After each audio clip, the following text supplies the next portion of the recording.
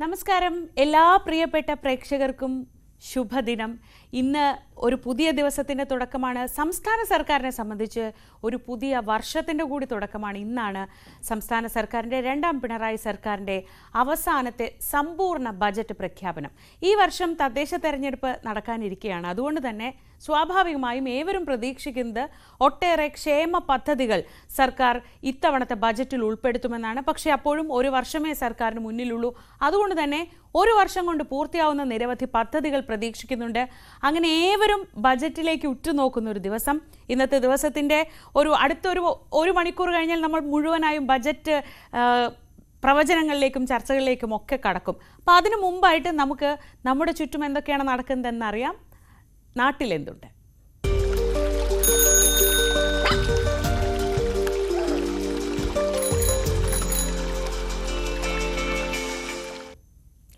ആദ്യത്തെ വാർത്ത പക്ഷേ അല്പം ദുഃഖകരമായൊരു വാർത്തയാണ്. പാലക്കാട് കൂറ്റനാട് നേർച്ചയ്ക്കിടെ ഇടഞ്ഞ ആന പാപ്പാനെ കുത്തിക്കൊന്നു.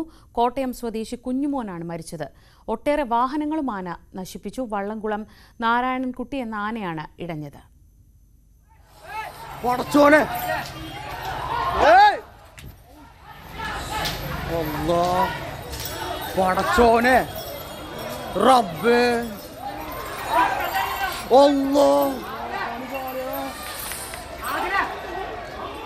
മോനെ ഓടാ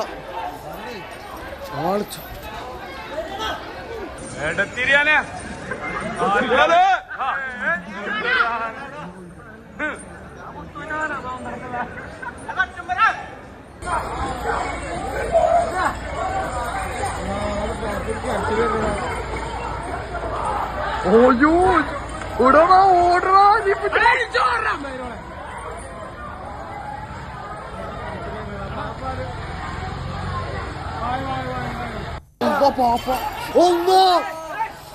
പടച്ചോനെ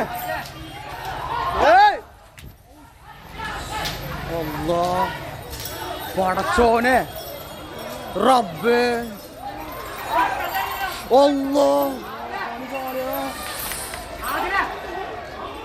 മോനെ ഓടാ ഓടാ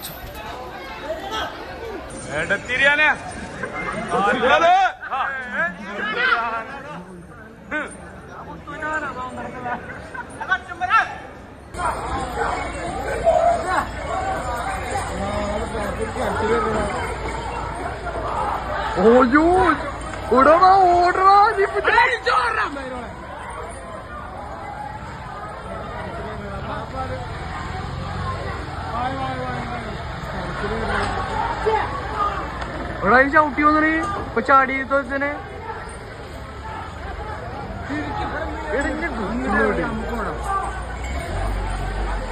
എടാ പിന്നിലും കൂടി നോക്കിട്ടാ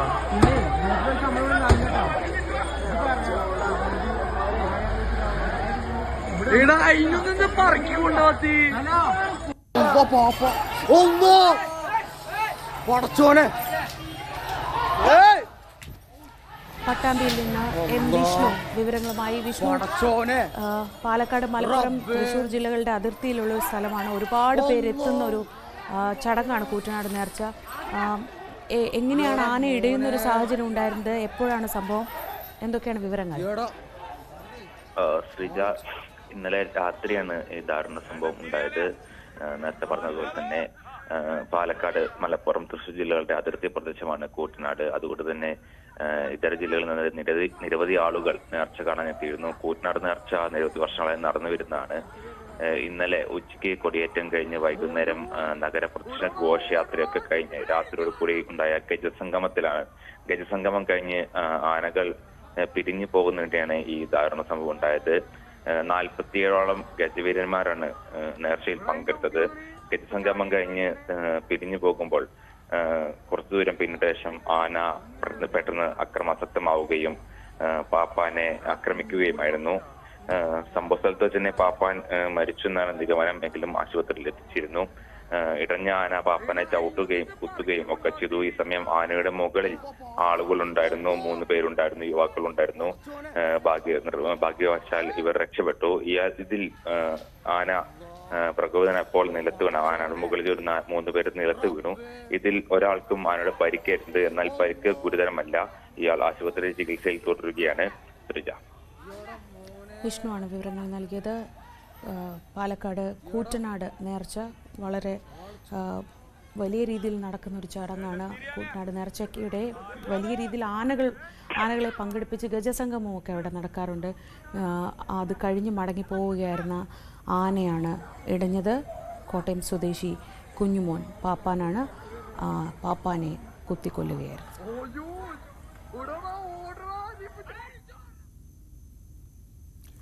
മറ്റു വാർത്തകൾ നോക്കാം. പുലിപ്പേടിയിലാണ് ഏറനാട് ചാലിയാർ പഞ്ചായത്തിലെ വേട്ടേക്കാട്. പുലിയെ നേരിൽ കണ്ടതായി നാട്ടുകാരനായ രാജേഷ് തന്നെ പറയുന്നു. തുടർന്ന് വനംവകുപ്പ് ഉദ്യോഗസ്ഥർ സ്ഥലത്ത് പരിശോധന നടത്തി. പുലിയെ കണ്ടതിന്റെ പേടി വേട്ടേക്കോട് സ്വദേശി രാജഭവൻ വീട്ടിൽ രാജേഷിന് വിട്ടുമാറിയിട്ടില്ല. രാജേഷ് പറയുന്നതിങ്ങനെ: രാത്രി 8:45 ശബ്ദം കേട്ട് താൻ പുറത്തേക്കിറങ്ങി ലൈറ്റിട്ട് നോക്കിയപ്പോഴാണ് പുലി ഓടി മറഞ്ഞത്. ഈ വർഷം 3 പ്രാവശ്യം കാട്ടാന തന്റെ വീട്ടുമുറ്റത്തെത്തിയെന്നും രാജേഷ് പറഞ്ഞു.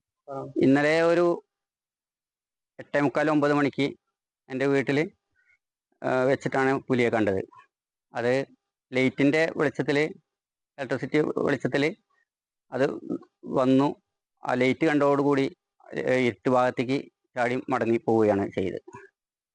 അതിപ്പോൾ 2 ദിവസം മുമ്പ് വാർത്ത് വെച്ചിട്ടും പുലിൻ്റെ കാൽപ്പാട് സ്ഥിരീകരിച്ചിട്ടുണ്ട് വനം വകുപ്പ്. അപ്പോൾ അതിൻ്റെ തൊട്ടടുത്ത് തന്നെയാണ് ഇപ്പോൾ ഇന്നലെ ഇത് കണ്ടത്. രാജേഷ് വിവരമറിയിച്ചതോടെ Akampadam deputy range officer VK മുഹസറിന്റെ നേതൃത്വത്തിൽ വനപാലകർ സ്ഥലത്തെത്തി പരിശോധന നടത്തി. വേട്ടേക്കോട് മേഖലയിൽ വനംവകുപ്പ് രാത്രികാല പെട്രോളിംഗ് നടത്തിവരുന്നതായി ഡെപ്യൂട്ടി റേഞ്ചർ പറഞ്ഞു.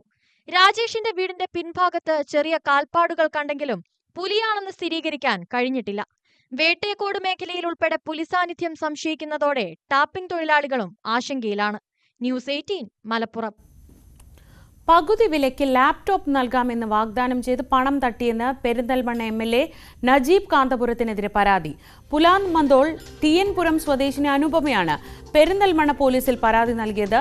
CSR തട്ടിപ്പിൽ നജീബ് കാന്തപുരത്തിനെതിരെ പെരിന്തൽമണ്ണയിൽ ഇടതുപക്ഷം പ്രതിഷേധം ശക്തമാക്കുകയാണ്. ഇന്ന് പെരിന്തൽമണ്ണയിലെ MLA ഓഫീസിലേക്ക് DYFI പ്രതിഷേധ പ്രകടനം നടത്തുന്നുണ്ട്.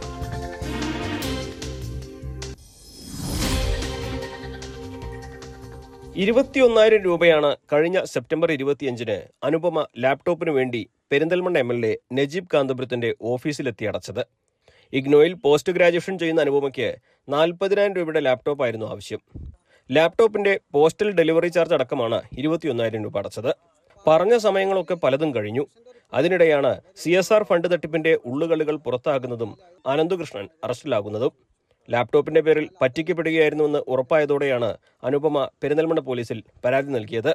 പകുതി വിലയ്ക്ക് ലാപ്ടോപ്പ് അടക്കമുള്ള പഠനോപകരണങ്ങൾ നൽകുമെന്ന MLAയുടെ ഓഫീസിൽ നിന്നുള്ള സന്ദേശം വാട്സാപ്പ് ഗ്രൂപ്പ് വഴിയാണ് മാസങ്ങൾക്ക് മുൻപ് അറിഞ്ഞതെന്നും അതുപ്രകാരമാണ് പണം നൽകിയതെന്നും അനുപമയുടെ അച്ഛൻ ഉണ്ണി പറഞ്ഞു.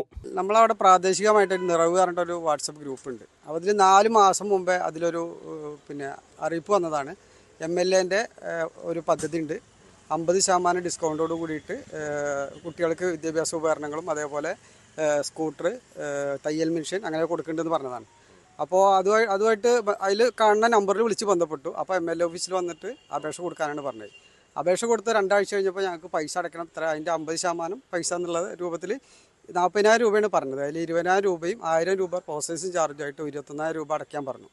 MLA നജീബ് കാന്തപുരത്തിന്റെ ഓഫീസിലെത്തിയാണ് പണം നൽകിയതെന്നും MLAയുടെ ഓഫീസിലുള്ളവരാണ് ഈ രസീത് തന്നതെന്നും അതുകൊണ്ട് തന്നെ ഇക്കാര്യത്തിൽ MLAക്ക് ഉത്തരവാദിത്തമുണ്ടെന്നും ഉണ്ണി. MLAയുടെ ഓഫീസിൽ MLA അറിയാതെ ഇങ്ങനെ ഒരു സംഭവം നടക്കില്ലല്ലോ. അപ്പോൾ അത് MLA ഫേസ്ബുക്കിലും കൂടി ഇട്ടിട്ടുണ്ട് ഈ സംഭവം. ഇങ്ങനെ ഒരു 50% ഡിസ്കൗണ്ട് കൂടി കൊടുക്കേണ്ടതുണ്ട്. അപ്പോൾ MLAനെ വിശ്വസിച്ചിട്ടാണ് നമ്മൾ പണം കൊടുത്തത്. അല്ലാതെ നമ്മൾ ഓരോ ഓഫീസിൽ ഒരു ബന്ധമല്ല കൊടുക്കില്ല. അപ്പോൾ MLA ഒരു ജനപ്രതിനിധിയാണല്ലോ. അപ്പോൾ അദ്ദേഹത്തെ വിശ്വസിച്ചുകൊണ്ടാണ് നമ്മൾ ഈ പൈസ കൊടുത്തിട്ടുള്ളത്. 300ഓളം പേർക്കാണ് പെരിന്തൽമണ്ണയിൽ ലാപ്ടോപ്പ് മാത്രം ലഭിക്കാനുള്ളത്. പാതി പണം നൽകി സ്കൂട്ടറും തയ്യൽ മെഷീനും ഓർഡർ ചെയ്തവരൊക്കെ വേറെയുമുണ്ട്. കൂടുതൽ പേർ വരും ദിവസങ്ങളിൽ പരാതിയുമായി എത്താനാണ് സാധ്യത. തട്ടിപ്പിൽ MLAയ്ക്കും പങ്കുണ്ടെന്നും കള്ളത്തരം പിടികൂടുമെന്നായപ്പോഴാണ് MLA പോലീസിൽ താനും പറ്റിക്കപ്പെടുകയായിരുന്നുവെന്ന് പരാതി നൽകിയതെന്നും Perinthalmanna area secretary E Rajesh ആരോപിച്ചു. തനിക്കെതിരെയുള്ള പരാതിയിൽ നിന്ന് രക്ഷപ്പെടാൻ ഞാനും പറ്റിക്കപ്പെട്ടു. പണ്ട് പറയലോ, കള്ളനെ പിടിക്കാൻ വേണ്ടി ഓടിയപ്പോൾ കള്ളൻ നിലവിളിച്ചുകൊണ്ട് കള്ളൻ തന്നെ ഓടി എങ്ങനെ ഉണ്ടാവും? അങ്ങനെ ഇതിനെ കാണാൻ പറ്റുള്ളൂ. കള്ളൻ എന്ന് നിലവിളിച്ചിട്ട് കള്ളൻ തന്നെ ഓടിയാൽ പിന്നെ അവരെ സംശയിക്കപ്പെടില്ലല്ലോ. അങ്ങനെ ഇതിനെ കാണാൻ കഴിയുള്ളൂ. എല്ലാവരുടെയും പണം MLA തിരിച്ചു കൊടുക്കണമെന്നും നജീബ് കാന്തപുരത്തിന് ധാർമ്മികമായി MLA സ്ഥാനത്ത് തുടരാൻ അർഹതയില്ലെന്നും CPM അഭിപ്രായപ്പെടുന്നുണ്ട്. വരും ദിവസങ്ങളിൽ വലിയ പ്രതിഷേധങ്ങളാകും ഇടതുപക്ഷം MLAക്കെതിരെ മണ്ഡലത്തിൽ നടത്തുക. പെരിന്തൽമണ്ണയിൽ നിന്നും CV അനുമോദ്, ന്യൂസ് 18. തിരുവനന്തപുരം കിളിമാനൂരിൽ മണ്ണിടിച്ചിൽ ഭീഷണിയിൽ കഴിയുന്ന ദലിത് കുടുംബങ്ങൾ റവന്യൂ മിച്ചഭൂമി കയ്യേറി കുടിൽ കെട്ടി താമസം ആരംഭിച്ചു. പഴയ കുന്നുമേൽ ഗ്രാമപഞ്ചായത്ത് 12-ാം വാർഡിലെ നിവാസികളാണ് മിച്ചഭൂമി കയ്യേറി കുടിൽ കെട്ടിയത്. മണ്ണിടിച്ചിൽ ഭീഷണിയുള്ള ഇരപ്പിൽ ദളിത് നഗറിലെ മലഞ്ചെരുവിൽ 2-3 സെന്റ് വീതം സ്ഥലത്ത് 14 കുടുംബങ്ങളാണ് വർഷങ്ങളായി താമസിക്കുന്നത്. മണ്ണിടിഞ്ഞ് വീടുകൾ ഏത് നിമിഷവും താഴേക്ക് പതിക്കുന്ന അവസ്ഥയിലാണ്. ഭീതിയിലാണ് ഓരോ നിമിഷവും ഇവർ ഇവിടെ കഴിച്ചുകൂട്ടുന്നത്. താമസ സ്ഥലത്തേക്ക് കാൽനടയായി എത്താൻ പോലും പ്രയാസം. രോഗികളായ കുടുംബാംഗങ്ങളെ ആശുപത്രിയിൽ എത്തിക്കാൻ ഏറെ ബുദ്ധിമുട്ട്. പരാതി പറഞ്ഞ് മടുത്താണ് രണ്ടും കൽപ്പിച്ചുള്ള സമരം. കുഴിവിളയിലുള്ള 60 സെന്റ് റവന്യൂ മിച്ചഭൂമിയിൽ കുടിൽ കെട്ടിയാണ് താമസം ആരംഭിച്ചത്. ഇവിടെ മഴ ആയി കഴിഞ്ഞാൽ മുകളിലോട്ട് കയറാനൊട്ട് വഴിയുമില്ല, മണ്ണിടിച്ചിൽ ആണ്. അതുകൊണ്ട് ഇത് പഞ്ചായത്തിൽ നിന്ന് ഫണ്ട് അനുവദിച്ചാലും ഇവിടെ ഒന്നും ചെയ്യാൻ പറ്റത്തില്ലെന്നാണ് പറയണത്. അപ്പോൾ എന്ന് വെച്ചാൽ ഇനിയിപ്പോൾ അടുത്ത മഴയത്ത് ആർക്കും അങ്ങോട്ട് കയറാൻ പറ്റത്തില്ല. കാരണം ആരുടെയും വീടിന് മുറ്റവും ഇല്ല, എല്ലാം അതിലെല്ലാം ഇടിഞ്ഞിരിക്കുകയാണ്. ഏത് സമയമാണ് മറിയണമെന്ന് പറയാൻ പറ്റത്തില്ല. ആ ഒരു അവസ്ഥയിൽ ഇപ്പോൾ മഴയ്ക്ക് മുമ്പ് അങ്ങനെ ഒരു ഭീഷണി വന്നാൽ താമസിക്കാൻ ഇറങ്ങി കിടക്കാമെന്ന് പറഞ്ഞിട്ടാണ് ഈ ഒരു ഷെഡ് ഇവിടെ അടിച്ചു കൂട്ടുന്നത്. 2 വീടും പൂട്ടിയിട്ടിട്ട്, മോളതും എൻ്റെതും 2 വീടും പൂട്ടിയിട്ടിട്ട് ഞങ്ങൾ വാടക കൊടുത്ത് കിടക്കുകയാണ്. ഈ 6 വർഷം കൊണ്ട് 3 വീട് മാറി. വാടക കൊടുക്കാൻ എത്തി താമസിക്കുമ്പോൾ അവർ അവിടെ നിന്ന് മാറാൻ പറയും. അങ്ങനത്തെ ഒരു അവസ്ഥയാണ്. ഇനി ഞങ്ങളെ കൊണ്ട് ഒക്കൂല, വാടക കൊടുത്ത് കിടക്കാൻ ഞങ്ങളെ കൊണ്ട് പറ്റൂല. മണ്ണിടിച്ചിൽ ഭീഷണിയുള്ള സ്ഥലത്ത് ഭവന പദ്ധതികൾ പ്രകാരം വീട് നിർമ്മിക്കാൻ അനുമതി നൽകിയതിലും ദുരൂഹതയുണ്ട്. ന്യൂസ് 18 കിളിമാനൂർ. തകർന്നു കിടന്ന മൂന്നാർ കോളനി റോഡിന്റെ നിർമ്മാണ ജോലികൾ ആരംഭിച്ചു. മൂന്നാർ മുതൽ മാട്ടുപ്പെട്ടി ബൈപ്പാസ് റോഡ് വരെയുള്ള ഭാഗങ്ങളാണ് 20 ലക്ഷം രൂപ ചെലവഴിച്ച് നന്നാക്കുന്നത്. ഇന്റർലോക്ക് കോൺക്രീറ്റ് സംവിധാനം ഉപയോഗിച്ചാണ് റോഡിന്റെ നിർമ്മാണം. മൂന്നാർ ടൗണിലെ സാധാരണക്കാരായ ചുമട്ടുതൊഴിലാളികളും കടകളിൽ ജോലി ചെയ്യുന്ന ആയിരക്കണക്കിന് ആളുകളുമാണ് മൂന്നാർ കോളനിയിൽ താമസിക്കുന്നത്. മൂന്നാർ പഞ്ചായത്തിന്റെ ഉടമസ്ഥതയിലുള്ള റോഡ് കാലങ്ങളായി തകർന്നു കിടക്കുകയായിരുന്നു. മൂന്നാർ പഞ്ചായത്തിന്റെ നേതൃത്വത്തിൽ റോഡിന്റെ ശോചനീയാവസ്ഥ പരിഹരിക്കണമെന്ന് പ്രദേശവാസികൾ ആവശ്യപ്പെട്ടെങ്കിലും തുടർ നടപടികൾ ഉണ്ടായില്ല. പ്രശ്നത്തിൽ ജില്ലാ പഞ്ചായത്ത് ഇടപെട്ടതോടെയാണ് റോഡിന്റെ ശോചനീയാവസ്ഥയ്ക്ക് പരിഹാരമായത്. ഇതോടെ ജില്ലാ പഞ്ചായത്ത് അംഗം ഭവ്യ കണ്ണന്റെ ഫണ്ടിൽ നിന്നും മൂന്നാർ കോളനി റോഡിന് 20 ലക്ഷം രൂപ അനുവദിച്ചു. തുടർന്നാണ് പണികൾ ആരംഭിച്ചത്. இதுக்கு நம்மளுடைய ரோட்டில் இன்னைக்கிலேருந்து இது லெவல்ஸ் எடுக்கிறாங்க. இந்த ரோடுடைய வேலை தொடங்குவதற்கு நீங்கள் எல்லாரும் ஒத்துழைக்கணும். இந்த பகுதி மக்கள் எல்லாரும், ஏன்னா ரொம்ப கஷ்டப்பட்டு தான் அந்த ஃபண்டை நம்ம கொண்டு வந்திருக்கோம். அதனால் இந்த ரோடுடைய வேலை முடிகிறது வர நீங்களாம் ஒத்துழைக்கணும். ஒரு சைடு 3 மீட்டர் வீதி ரோடு, காங்கிரீட்டும் இன்டர்லாக்கும் சேர்ந்து உள்ள ரோடு தான் இந்த ரோடு. அதனால் 3 மீட்டர் வீதியில் போடுவோம். அது 15 நாள் ஆன பிறகு தான் அடுத்த 3 மீட்டர் போட போகிறோம். ഇന്റർലോക്ക് കോൺക്രീറ്റ് സംവിധാനങ്ങൾ ഉപയോഗിച്ചാണ് പണികൾ പൂർത്തിയാക്കുക. യുദ്ധകാലാടിസ്ഥാനത്തിൽ പണികൾ പൂർത്തിയാക്കി റോഡ് ഗതാഗത യോഗ്യമാക്കാനാണ് നീക്കം. ന്യൂസ് 18 മൂന്നാർ. നിർമ്മാണം ഇഴഞ്ഞു നീങ്ങുന്ന തിരുവനന്തപുരം വക്കം നിലയ്ക്കാമുക്ക് റോഡിൽ പൊടിശല്യം രൂക്ഷമായിരിക്കുകയാണ്. ഇതോടെ ആരോഗ്യ പ്രശ്നങ്ങൾ പതിവായതായി നാട്ടുകാർ പറയുന്നു. നിലയ്ക്കാമുക്ക് വക്കം റോഡ് നവീകരണം തുടങ്ങിയിട്ട് മാസങ്ങളായി. ഒച്ചയൊഴിയും വേഗത്തിലാണ് പണി. റോഡ് പണി വൈകുന്നതിലുള്ള പ്രതിഷേധത്തെക്കാൾ പ്രദേശമാകെ പൊടി മൂടുന്നതിന് ഒരു പരിഹാരം കാണണമെന്നതാണ് നാട്ടുകാരുടെ ഇപ്പോഴത്തെ ആവശ്യം. നീണ്ട പ്രതിഷേധങ്ങൾക്കൊടുവിലാണ് മാസങ്ങളായി നിലച്ചുകിടന്ന ടാറിംഗ് ജോലികൾ പുനരാരംഭിച്ചത്. അതാണ് ജനങ്ങൾക്ക് ഇരട്ടി ദുരിതമായിരിക്കുന്നത്.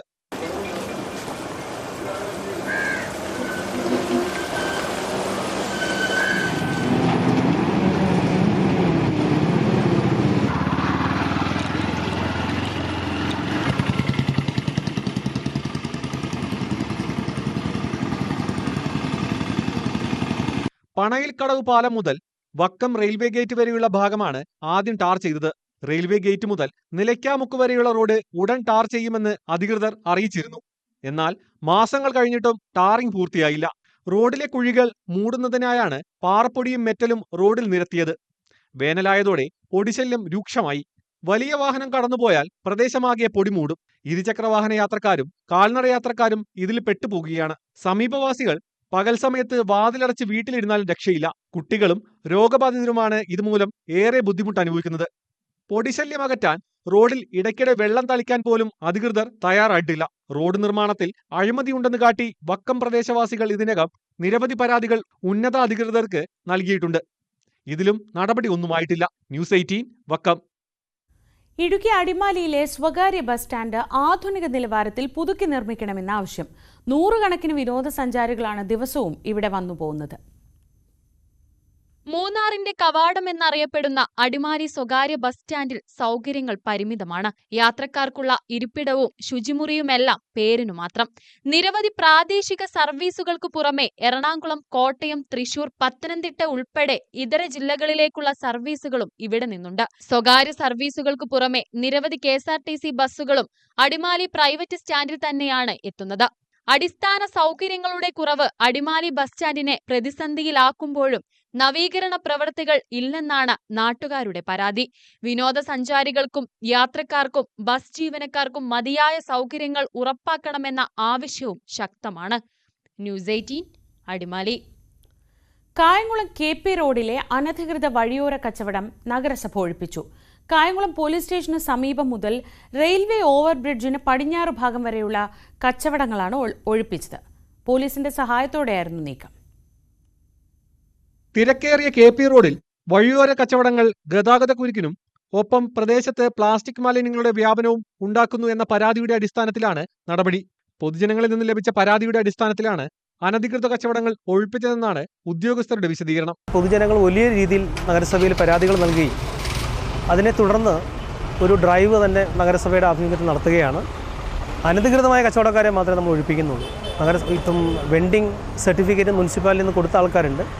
അവർക്ക് അവരുടേതായ വെൻഡിങ് സോണിൽ കച്ചവടം ചെയ്യുന്നതിന് യാതൊരു തരത്തിലുള്ള തടസ്സവും മുനിസിപ്പാലിറ്റി ഉണ്ടാക്കുന്നില്ല. മറിച്ച് യാത്രക്കാർക്ക് ബുദ്ധിമുട്ടുണ്ടാക്കാൻ പാടില്ല, പൊതുജനങ്ങൾക്ക് ബുദ്ധിമുട്ടുണ്ടാക്കാൻ പാടില്ല.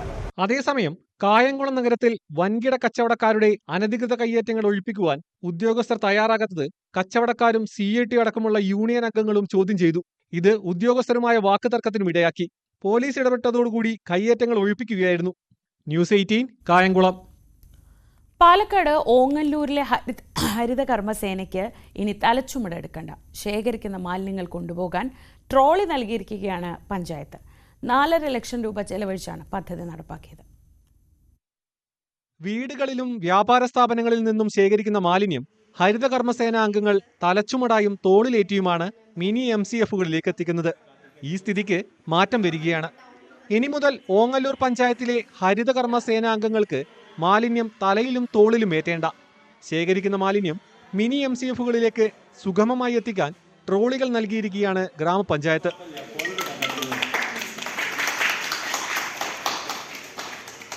ഓങ്ങല്ലൂർ ഗ്രാമപഞ്ചായത്തിന്റെ വാർഷിക പദ്ധതിയിൽ ഉൾപ്പെടുത്തി 4.5 ലക്ഷം രൂപ ചിലവഴിച്ചാണ് ട്രോളികൾ നൽകിയത്.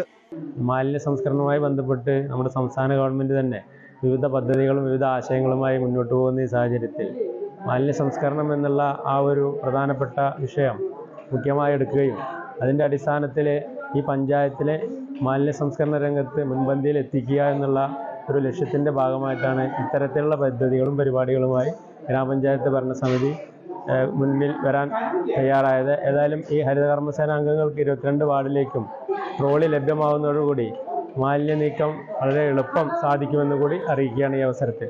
പഞ്ചായത്തിലെ 22 വാർഡുകളിലേക്കും ഓരോ ട്രോളി വീതമാണ് നൽകിയത്. ന്യൂസ് 18 ഓങ്ങല്ലൂർ. ടാലന്റ് റെക്കോർഡിന്റെ നിറവിൽ നഗരസഭ കുടുംബശ്രീ ജില്ലാ മിഷന്റെ കഫേ കുടുംബശ്രീ ഭക്ഷ്യമേളയിൽ ഫ്ലേവർ ഫിയസ്റ്റ ഫുഡ് എക്സിബിഷനിൽ 504 വിഭവങ്ങൾ തയ്യാറാക്കിയാണ് പട്ടാമ്പി നഗരസഭ കുടുംബശ്രീ ടാലന്റ് റെക്കോർഡ് ബുക്കിൽ ഇടം നേടിയത്.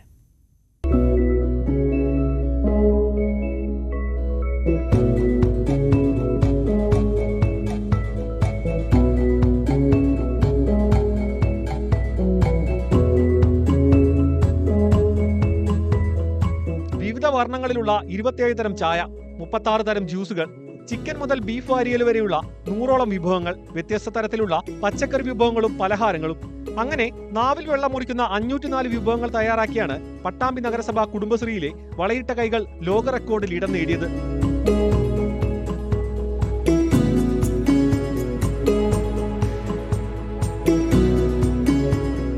പട്ടാമ്പിയിൽ നടക്കുന്ന ജില്ലാ കുടുംബശ്രീ മിഷൻ കഫേ കുടുംബശ്രീ ഭക്ഷ്യമേളയിൽ ഒരുക്കിയ ഫ്ലേവർ ഫിയസ്റ്റ ഫുഡ് എക്സിബിഷനാണ് ടാലന്റ് റെക്കോർഡ് ബുക്കിന്റെ അംഗീകാരം ലഭിച്ചത്. മുഹമ്മദ് മൂസിൻ MLA ചടങ്ങ് ഉദ്ഘാടനം ചെയ്തു. ഒരു ഉറപ്പ് നമുക്കുണ്ട്, പട്ടാമ്പിക്കാർ ഇത് ഏറ്റെടുക്കുമെന്നതിൽ യാതൊരു സംശയവുമില്ല. കുടുംബശ്രീ എന്ന് പറയുന്നത് കേരളത്തിന്റെ അഭിമാനമാണ്. കേരളം 1998 സ്ത്രീ ശാക്തീകരണത്തിന് വേണ്ടി ലോകത്തിന്റെ മുമ്പിൽ വെച്ച ഏറ്റവും മികച്ച പദ്ധതിയാണ്. പോൾ ഗിന്നസ് വേൾഡ് റെക്കോർഡ് ഹോൾഡേഴ്സിന്റെ സംസ്ഥാന പ്രസിഡന്റ് സത്താർ ആദൂർ വിധി നിർണ്ണയം നടത്തി ടാലന്റ് റെക്കോർഡ് ബുക്ക് അംഗീകാരം സമർപ്പിച്ചു. ഫ്ലേവർ ഫിയസ്റ്റ ഫുഡ് എക്സിബിഷൻ കാണുവാൻ നിരവധി ആളുകൾ എത്തിയിരുന്നു. കുടുംബശ്രീ കഫേ ഭക്ഷ്യമേള ശനിയാഴ്ച സമാപിക്കും. News 18 Pattambi. Vadakara bank of Maharashtra ബാങ്കിൽ നിന്നും പണയ സ്വർണം തട്ടിയ കേസിൽ മുഖ്യപ്രതിയുടെ സഹായി അറസ്റ്റിൽ. തമിഴ്നാട് തിരുപ്പൂർ സ്വദേശി കാർത്തിക്കാണ് അറസ്റ്റിലായത്. വടകര ജുഡീഷ്യൽ മജിസ്ട്രേറ്റ് കോടതി റിമാൻഡ് ചെയ്ത പ്രതിയെ തെളിവെടുപ്പിനായി പോലീസ് കസ്റ്റഡിയിൽ വാങ്ങി തിരുപ്പൂരിലേക്ക് കൊണ്ടുപോയി. സംഭവത്തിൽ മഹാരാഷ്ട്ര ബാങ്കിൽ പണയം വെച്ച 26 കിലോഗ്രാം സ്വർണമാണ് നഷ്ടപ്പെട്ടത്. ഇതിൽ 15 കിലോയോളം സ്വർണം പോലീസ് നേരത്തെ കണ്ടെത്തിയിരുന്നു.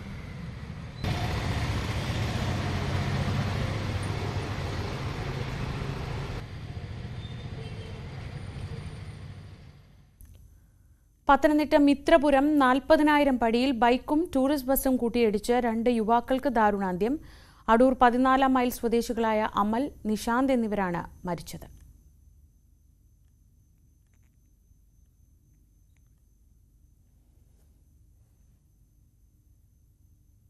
രാവിലെ തന്നെ വിഷമിപ്പിക്കുന്ന വാർത്തകളൊക്കെ ഒരുപാടുണ്ട്. അപ്പോൾ ഇനി ഈ ദിവസത്തെ പോസിറ്റീവാക്കാൻ, ഈ ദിവസം നമുക്ക് അല്പം പ്രകാശം തരാൻ നമുക്ക് നല്ല വാക്ക് കേൾക്കാം.